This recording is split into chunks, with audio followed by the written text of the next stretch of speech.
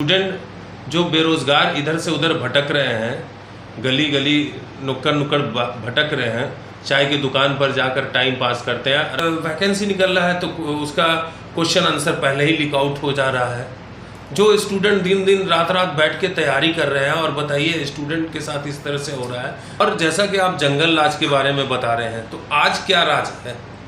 आज हर जगह आयो दिन बड़े बड़े नेताओं, बड़े बड़े बिजनेसमैन का मर्डर कर दिया जा रहा है, हत्या कर दिया जा रहा है। हमारा लॉ एंड ऑर्डर उस पर क्या काम कर रहा है? नमस्कार दोस्तों, मैं हूं शहबाज और आप देख रहे हैं ट्रूथ इंडिया न्यूज़।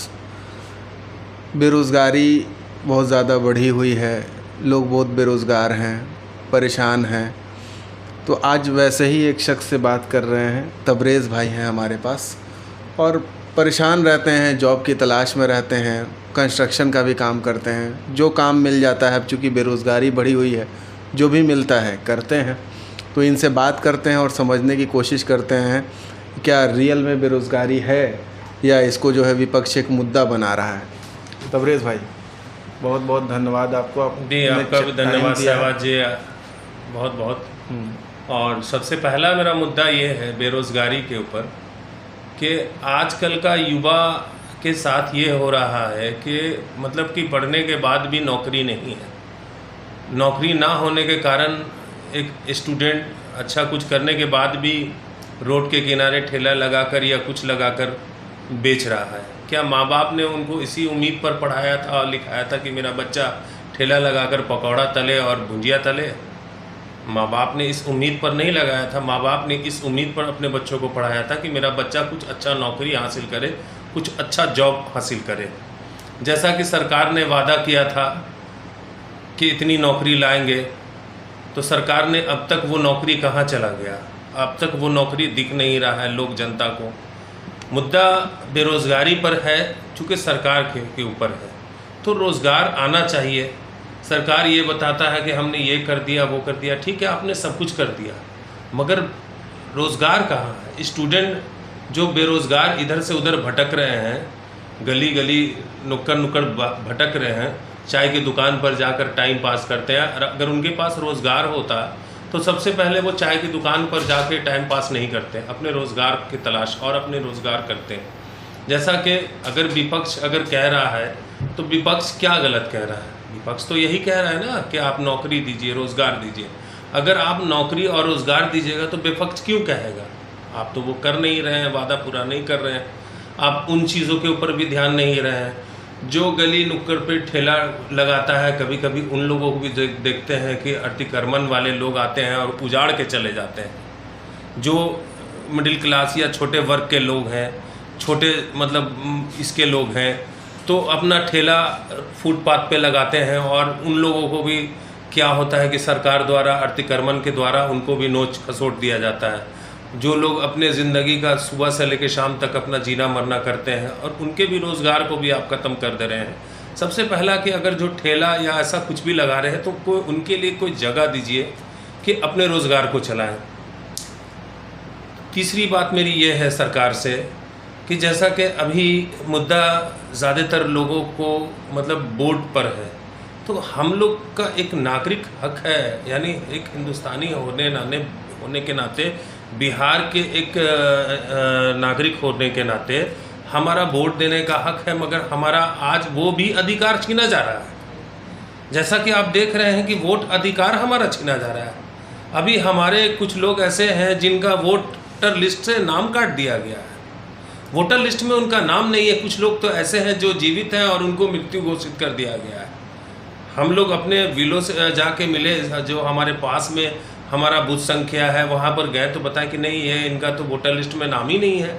काफ़ी परेशान है वो लोग, परेशान हैं जो भाई बाहर दूर गांव में काम, यहाँ से बिहार से जाके रोज़गार और काम करने गए हैं, और वो सारा काम छोड़कर आकर यहाँ पर अपना वोटर लिस्ट में नाम जोड़ने के लिए लगे हैं, या आप उस नाम को काट दिए हैं, तो उनका तो रोज़गार ख़त्म हो गया ना। मजदूरी कर रहे हैं, कहीं पे कुछ कर रहे हैं, कहीं कोई बाहर में है, बिहार से बाहर जाकर रोज़गार कर रहे हैं, और जैसा कि उनको खबर चला कि भाई जल्दी आ जाओ तुम, तो उनका तो सारा रोज़गार ख़त्म वहाँ हो गया, और यहाँ आके देख रहे हैं तो मेरा वोटर लिस्ट से नाम हटा दिया गया है। तो क्या ये हक भी हमारा छीन लिया जाएगा? क्या जब हमें मतलब एक संविधान जो चीज़ बता रहा है और हमारा नागरिकता भी छिन जाएगा, तो क्या कानून मतलब इसका क्या मतलब क्या कर रहा है सरकार? आखिर इस चीज़ पे क्यों नहीं ध्यान दे रहा है? सरकार को इस चीज़ पे ध्यान देना चाहिए। मुद्दा सरकार के खिलाफ नहीं है, हम सिस्टम के खिलाफ हैं।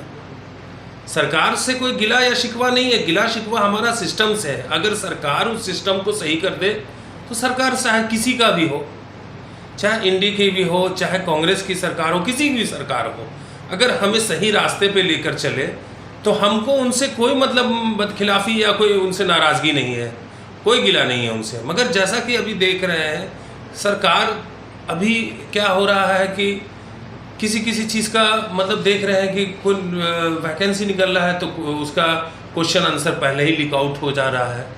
जो स्टूडेंट दिन दिन रात रात बैठ के तैयारी कर रहे हैं, और बताइए स्टूडेंट के साथ इस तरह से हो रहा है, तो फिर वो क्या करेंगे आगे चल के? हमारे युवा क्या करेंगे? वो युवा क्या करेंगे?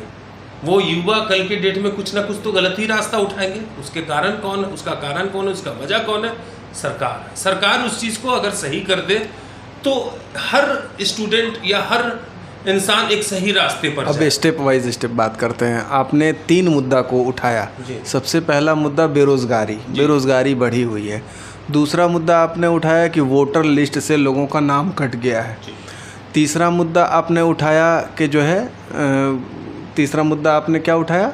तीसरा मुद्दा ये था कि लास्ट वाला मुद्दा हमारा ये था कि जैसा कि लोगों के प्रति कोई सरकार का ध्यान नहीं है, रुझान नहीं है, मतलब नहीं है।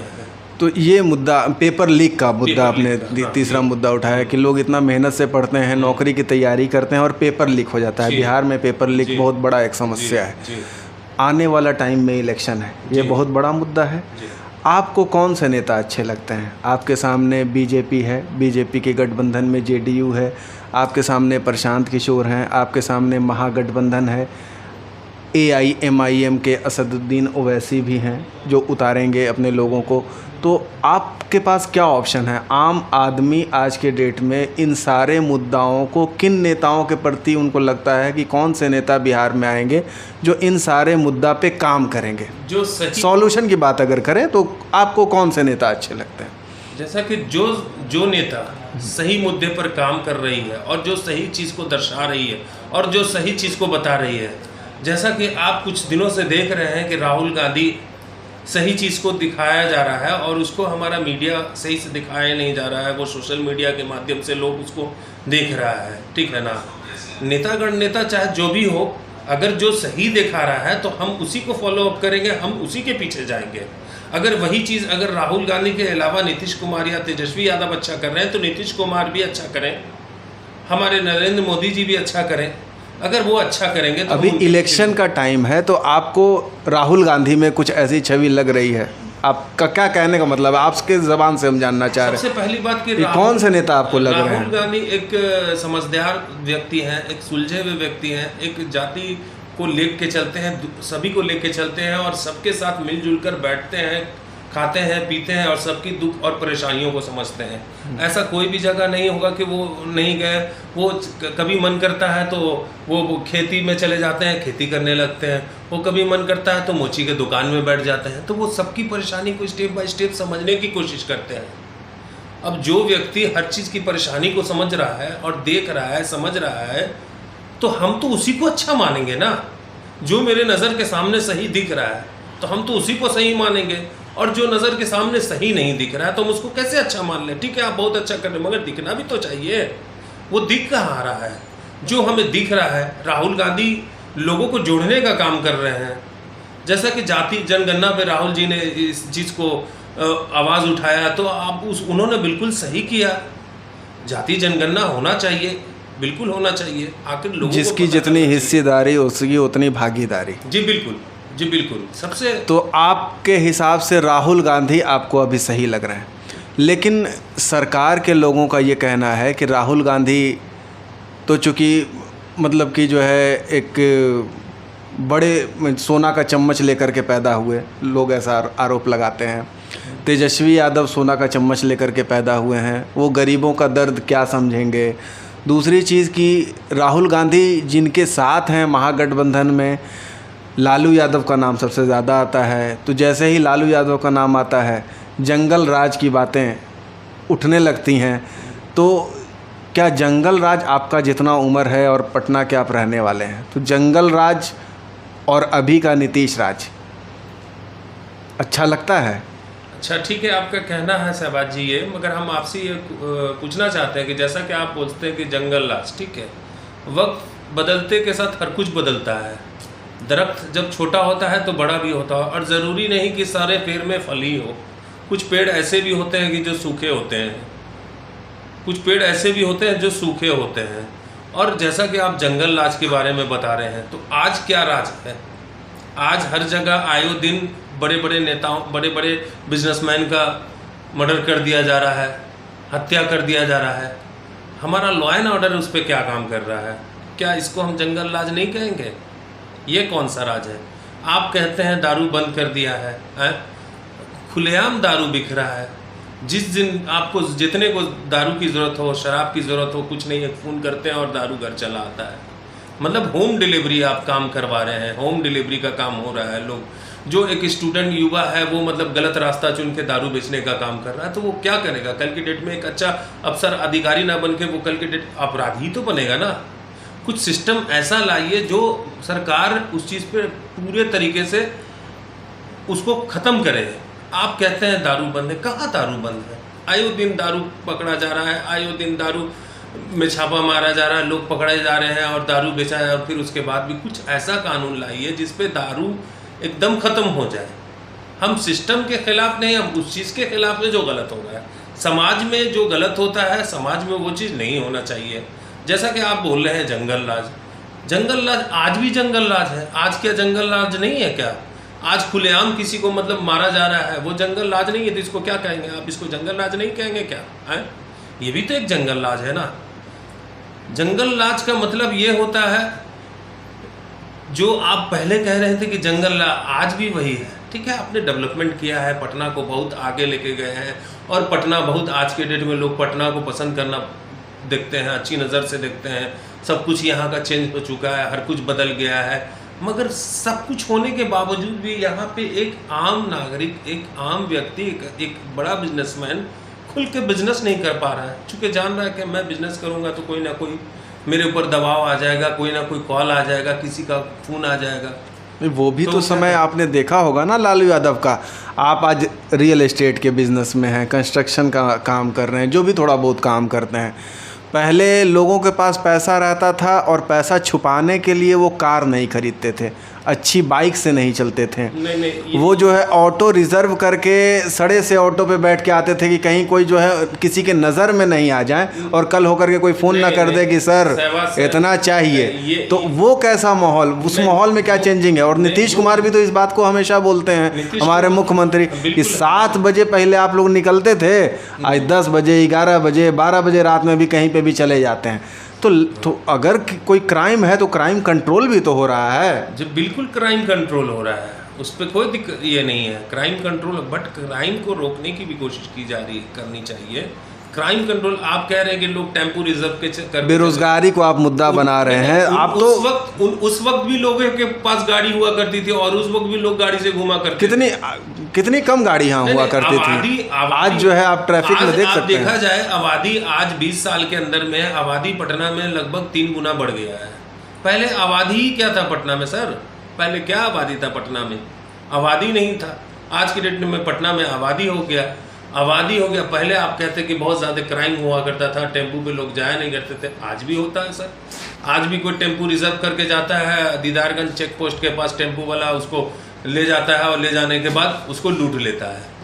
हमारे खुद अपने रिश्तेदारों के साथ ऐसा हुआ है कि हॉस्पिटल से निकले और हॉस्पिटल से टेम्पू रिजर्व किए और दीदारगंज के पास गए और कुछ कुछ लोगों ने कट्टा भिड़ाया और कट्टा भिड़ा के उनका सामान को छीन लिया। और उसके जस्ट बगल में आपके हम कहते हैं कि आपका वहाँ पे थाना चौकी भी है, और थाना चौकी दीदारगंज चेक पोस्ट के पास आपका थाना भी है। तो वहाँ पे आखिर कानून क्या कर रहा है? आप बोल रहे हैं कि आज भी ये हो रहा है। बेरोजगारी आप बोलते हैं बढ़ा हुआ है। आदमी इतना बड़ा स्टेशन से निकलता है और वो सोचता है कि हम 2 बजे रात में अगर कहीं ऑटो पकड़ के रिजर्व करके जाएं तो उनको डर लगता है। डर लगता है कि ऑटो रिजर्व करके जाए तो कहीं ना मेरा सामान चिल्ला, इसलिए वो अपने लोगों को फ़ोन करते हैं, अपने परिवार को फ़ोन करते हैं, अपने रिश्तेदार, अपने दोस्त यार को फ़ोन करते हैं कि यार हम स्टेशन आ गए, आ जाओ, और वो आते हैं और उसके बाद साथ जाते हैं। सर ऐसा नहीं कहिए आप, बेरोजगारी का नहीं, हम तो आपसे सवाल कर रहे हैं, आपको गुस्सा होने का कोई सवाल कर रहे हैं। लालू जी आज लालू जी बिहार में, आप लालू जी ने हमेशा बिहार को एक, और हमारे हमेशा जनता और जनता जगरदन होती है, हमेशा हमारे बिहार वासियों को लालू जी ने एक लेके और एक मंच पे चला, एक साथ चला, कभी लालू जी ने भेदभाव नहीं या कुछ ऐसा कुछ नहीं किया। गरीबी भी तो कितनी थी सर उस टाइम पे। आज आप जो है कितना फ्लैट देखते हैं, लोग फ्लैट बना भी रहे हैं, उनके फ्लैट को खरीदने वाले भी लोग हैं, तो बेरोजगारी कहाँ, काम तो हो ही रहा है, जो मेहनत कर रहे हैं वो कमा रहे हैं। नहीं, मेहनत कर रहे हैं, फ्लैट कौन खरीद रहा है सर, कौन कर रहा है, फ्लैट कौन खरीद रहा है, हम लोग खरीद रहे हैं। नहीं, हम आप खरीद रहे हैं, वो लोग खरीद रहे हैं जो पैसा कमा रहे हैं, और जो पैसा कमा रहे हैं ज़्यादातर तो लोग बाहर लोग रहते हैं, बिहार में कहाँ लोग रहते हैं। आप उठा के देख लीजिए, सगुना मोड़, बेली रोड, सगुना या गोला रोड, आप उसमें 99.5% जाइएगा तो उसमें आपको 55 मतलब 95% लोग आपको मतलब कि बाहर के लोग मिलेंगे, या कोई बाहर में है, कोई आपके लंदन में है, दुबई में है, गल्फ में है, वहाँ से पैसा कमा के ला रहे हैं और यहाँ फ्लैट खरीद रहे हैं। क्या अगर रोज़गार कुछ ही परसेंट ऐसे लोग होंगे, 100 में से 5% ऐसे लोग होंगे जिनके पास यहाँ पे नौकरी अच्छा है और वो रोज़गार कर रहे हैं और यहाँ पे खरीद रहे हैं फ्लैट। तो सर जब जो चीज़ हमेशा बिकता आया, खरीदता आया, चाहे वो गरीब खरीदे, तो वो चीज़ अब आज देखिए कि पटना में इतना मतलब ज़मीन का एक रेट हो गया। 2005 से पहले ज़मीन 3 लाख 4 लाख रुपए कट्ठा मिलता था और लोग नहीं खरीद पाते थे। आज ज़मीन इतनी महंगी है फिर भी लोग खरीद रहे हैं। तो पैसा का रोटेशन तो हो ही रहा है। रोटेशन सर, रोटेशन अगर है तो देखा जाए तो उनका इनकम भी तो देखिए, कौन लोग खरीद रहे हैं। जो गरीब था वो और गरीब हो गया है, और जो अमीर था वो और अमीर हो गया है। आप किन लोगों की बात कर रहे हैं सर? आप जो लोग गरीब थे वो और भी गरीब हो गया है, और जो लोग अमीर थे वो और भी अमीर हो गया है। फ्लैट कौन खरीदे? हम आप खरीद रहे हैं क्या? महीने का 20,000 रुपये कमाने वाला आदमी इंसान क्या फ्लैट खरीद लेगा? नहीं है, कभी नहीं खरीद सकेगा। वो घर का रेंट तो दे ही नहीं पाता है, बच्चों की स्कूल की ट्यूशन वगैरह वगैरह बहुत सारा खर्च है, वो नहीं कर पाता है। सरकार का कहीं आप जाइए चप्पल क्या आ जाता है, कहीं कुछ बिल फंस जाता है, कुछ ये हो जाता है, वहाँ जाइए तो वहाँ घूसखोरी है, ये है वो। जब सरकार कह रही है कि आप सावधान रहिए ऐसे लोगों से, उसके बावजूद भी तो सर करप्शन है ही। आप कैसे बोलिएगा सर कि बिहार में गुंडा रास्ता और ये सब गलत बात है। जंगल रास्ता, जंगल राज क्या था? समय बदलते के साथ हर कुछ बदलता है। मैं नीतीश कुमार के खिलाफ नहीं हूँ, मैं सिस्टम के खिलाफ हूँ। नीतीश कुमार भी चाहें तो उस सिस्टम को सही कर सकते हैं, और नीतीश कुमार भी बहुत अच्छा ही काम कर रहे हैं, मगर उस सिस्टम के खिलाफ है। वोट किसको दीजिएगा इस बार? देखिए मेरा वोट है, वोट हम आपको बता नहीं सकते कि अपना वोट हम किसको देंगे। मेरा अपना खुद का अधिकार है, और मैं जिसको देना है वो मैंने अपना आपको डिसाइड कर लिया कि हमको किसका, जो सरकार अच्छा करेगा, जो बिहार में अच्छा कुछ लाएगा, उसी को हम वोट देंगे। आप इशारतन समझ सकते हैं कि हम किसको वोट देंगे। आप खुल के नहीं बोल रहे हैं, खुल खाली के जो इशारे में अच्छा बात करेगा, कर रहे जो हैं। युवा के लिए कुछ अच्छा चाहेगा, जो युवा के लिए। इलेक्शन आने वाला है, अब उसमें क्या है आपका, तो कहीं ना कहीं तो दिमाग चल रहा होगा ना। दिमाग हमारा यही चल रहा है, जो युवा के लिए सोच रहा है, जो रोजगार के लिए सोच रहा है, जो सही चीज के लिए सोच रहा है, तो हम उसी के ऊपर उसी के पक्ष में जाएंगे, चाहे कोई हो वो। बेरोजगारी है मुद्दा रियल में, इतना बेरोजगारी है मुद्दा रियल में बिहार में। बेरोजगारी तो सर आप देख ही रहे होंगे कि दिन ब दिन, डे बाय डे बढ़ता ही जा रहा है बेरोजगारी। बेरोजगारी कैसे नहीं है? आप जुमलाबाजी करते हैं कितना नौकरी देंगे, और उतना नौकरी है कहाँ? आप 2 करोड़ का वादा करते हैं कि 2 करोड़ नौकरी देंगे, आपने नौकरी दिया कहाँ? तो बिहार का ये इलेक्शन है, कोई सेंट्रल का इलेक्शन नहीं है। क्यों? बिहार का इलेक्शन सरकार नीतीश कुमार जो महिलाओं के लिए इतना काम किए हैं, नीतीश कुमार ने हमारे मोदी जी के साथ मतलब चल रही है सरकार बिहार की, ऐसा नहीं है। अच्छी बात है ना, उधर से भी फंड आ रहा है, इधर डबल इंजन की सरकार है, दोनों तरफ से पैसा आ रहा है। यही तो है सर कि डबल इंजन, कभी कभी ऐसा भी होता है कि डबल इंजन जब होता है ना, तो वो गाड़ी खराब भी हो जाता है, बाय मिस्टेक एक्सीडेंट होने का डर भी होता है। इंजन हम कहा गया है कि गाड़ी का इंजन हमेशा एक होना चाहिए, इन कंट्रोल हो जाता है कभी कभी डबल इंजन जब एक हो ना तो वो ज़्यादा अच्छा होता है। आपने एक वाकया सुना होगा गांव देहात में कि जिस पेड़ हम बोते हैं, ठीक है ना, तो वो पेड़ के दरख्त यानी उसके जड़ को हम बहुत अच्छे से सेवा करते हैं। क्यों? क्योंकि हम जानते हैं कि इसमें फल अच्छा होगा। और कभी कभी करते हैं क्या कि कुछ लोग उस पेड़ का सेवा नहीं करते हैं और वो पेड़ फल नहीं देता है और बाद में वो सूख जाता है। महिलाओं को आरक्षण दिए नीतीश कुमार, आज महिलाएं जो है बात करती हैं, नौकरी लेती हैं, इतना बड़ा बड़ा काम तो किए हैं। अच्छा, महिलाओं को उन्होंने नौकरी दिया, रोजगार दिया, जैसा कि आप बोल रहे हैं सहवाग सर, आरक्षण है ना बिहार में तो महिलाओं के लिए। हमारी महिला, बहुत सारी ऐसी महिला हैं जो मतलब कि भटक रही हैं रोजगार के लिए। आए दिन कुछ महिला सुसाइड कर लेती हैं। दहेज का जो सबसे बड़ा मुद्दा है आज बिहार में, दहेज का एक बहुत बड़ा मुद्दा है सर। बहुत ऐसे गरीब तबके के लोग हैं जो अपनी बच्चियों की शादी नहीं कर पा रहे हैं, अच्छा रोज़गार ना होने के कारण। सबसे बड़ा क्या है कि लोग शादी करने के लिए आते हैं तो दहेज इतना मांगते हैं, बेचारे गरीब लोग कहाँ से दहेज देंगे, क्या करेंगे? वो सुसाइड कर लेते हैं, अपने आप को सुसाइड कर लेते हैं। कहीं कहीं तो आपने ये भी सुना होगा कि शादी के रिश्ते पे गई तो कार चाहिए, दौलत चाहिए, घर चाहिए। ऐसा हुआ है कि आपने वाकया सुना होगा। कई सबका जो है रेट बंधा हुआ है। अगर यूपीएससी निकाले हुए है तो उसका ये रेट है, अगर डॉक्टर है उसका ये रेट है, अगर बीपीएससी निकाला है उसका ये रेट है, अगर जो है चपरासी का नौकरी लड़का कर रहा है उसका ये रेट है। रेट तो है बंधा हुआ बिहार में। सब लोग बिक्री गए, यानी सब लोग मतलब सबका एक दाम लगा हुआ है कि ये सब खरीदे। हाँ, ये तो है। जैसे ये दहेज की जो आपने बात किया, तो दहेज तो खैर एक बहुत बड़ी समस्या है और लोग अपना रेट बनाए हुए हैं इस तरीके का कि अगर आपको सबसे पहला कि ये दहेज का मामला, इस पर सरकार मतलब मुहिम भी चला रहा है और दहेज पर भी चला रहा है और इस पर होना भी चाहिए काम। और सबसे पहले हम एक आम नागरिक होने के कारण हमारा भी ये दायित्व बनता है कि हम इसको रोकने का काम करें।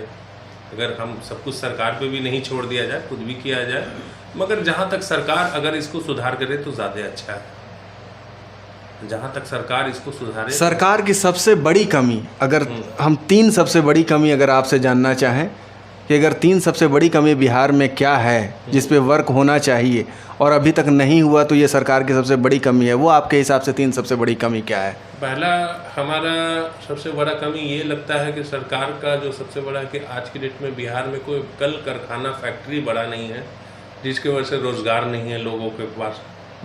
जो मिडिल क्लास के लोग हैं, जो मजदूर टाइप के लोग हैं, वो लोग जाके बाहर में काम करते हैं। पहला। दूसरा ये कि जो वैकेंसी है वो वैकेंसी को बढ़ाया जाए, जिसके वजह से लोग जो पढ़ाई कर रहे हैं, बैंकिंग की तैयारी कर रहे हैं, बहुत सारी चीज़ की तैयारी कर रहे हैं, वो उनको मतलब नहीं मिल पा रहा है।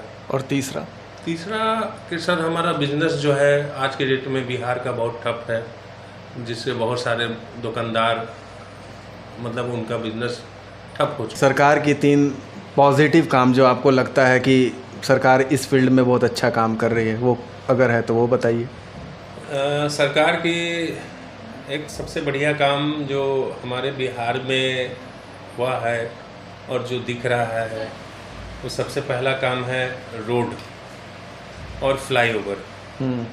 जहां आज जाने में दिक्कत होता था, तो ये काफ़ी टाइम से मतलब महागठबंधन की जब सरकार हुआ करती थी तो उसी वक्त ये सारा प्लान रच दिया गया था। नीतीश कुमार ने सिर्फ बनाने का काम किया, ये उसी वक्त ये सारा काम रच दिया गया था। चूँकि नीतीश कुमार ने उनको पूरा किया। रोड पहला काम।